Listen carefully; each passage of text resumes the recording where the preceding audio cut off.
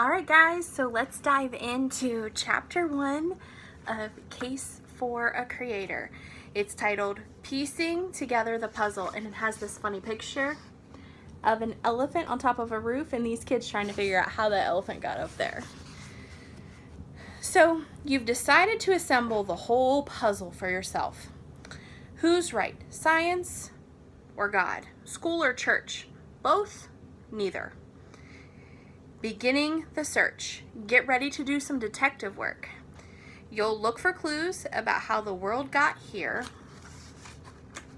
and whether God had anything to do with it, or whether there is a God in the first place. But that's not so easy, is it? Since God's supposed to be invisible, and since he would have to put this world together a long time ago, how will you get to the truth of the matter? Well, it's all about detective work. Imagine you're looking for answers about some other questions. Let's say, we'll pretend there's an elephant on your roof. One day you're leaving for school and you see a massive animal sitting up on top of your house. Whoever put the elephant there is no longer on the scene, but your mom wants to know how the elephant got up there. How to get him down would also be helpful information.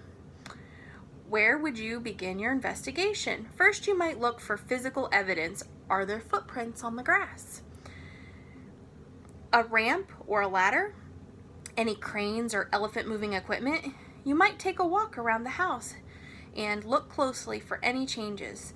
Whatever you find may tell you something about who might have put the elephant up there and when it might have happened. It might be a good idea to talk to some of the neighbors. Did they hear any strange noises? See any strange people? Maybe someone saw how the elephant was placed on the roof. It would also be a good idea to learn something about elephants. You might go talk to a zoo and talk to an elephant expert. In other words, you would gather information by doing 3 things: looking, thinking, and asking. Finally, you would put together everything you learned and come to the best conclusion possible. Even if you couldn't absolutely prove the who and the how of the elephant caper, you might get enough information to make a very good guess. That's exactly how you would do your investigation of God. He himself may be invisible, but the evidence is not. You can look closely at several kinds of science. You can also talk to some really brainy scientists and experts who have already been collecting the clues. You can look very carefully. You can ask the best questions. You can think about what you learn, and then you can make the best decisions. So this page has a little box up here that says conclusion, and it gives you the definition. Conclusion: an opinion decided based on facts. In the broken window example on the other page, your conclusion is realizing the baseball broke the window. So then there's another box down here and it says question: have you had to solve a mystery lately, such as a missing TV remote? For instance, how did you look, ask, think, and decide? Any good scientist will tell you there is one important rule: follow the evidence, wherever it leads you. For example, you might find trustworthy evidence that purple polka-dotted aliens placed that elephant on the roof. That might be the best evidence you have. If so, your best guess would be that purple polka-dotted aliens put the elephant on the roof. Even if it sounds ridiculous, and even if people would laugh, good science is objective. That means it only looks at the evidence, even if the evidence points to something we don't want to believe. What if you want to believe in God? Look at the evidence, then make up your mind. What if you want to believe there is no God? Same deal. There's another box on the page. It says being objective, to figure stuff out based on facts, not your opinions. And that's going to be really important as you think about a God that created an entire earth and heavens. 3 big questions. So what are the areas of science you think about? There are many examples to explore, but there are three important areas. One, the first is called cosmology, which is the study of how the universe was formed. What can scientists tell us about the beginning of the world?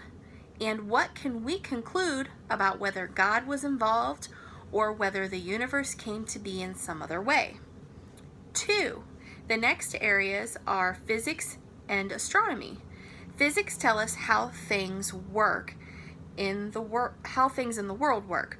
For instance, if an elephant falls off of your roof, it's because of gravity. And that's physics. If purple polka dotted aliens put the elephant there, they might have come from outer space, and that deals with astronomy. Third, then comes DNA and the question of human life. DNA is basically the instruction manual for building proteins, which make up the cells of all living things, including you. Is there any evidence that an intelligent designer put this complicated information into DNA? If not, where does that evidence lead? After you examine these three big questions, you'll be in a better position to decide what you think about the biggest question of all, whether there is a case for a creator. After that comes one final question. When the conclusion is made, what should you do about it? How should you live? What should you do about it right now is on the next page. And the next page is chapter 2. So we will read that next time. So think about those three big questions.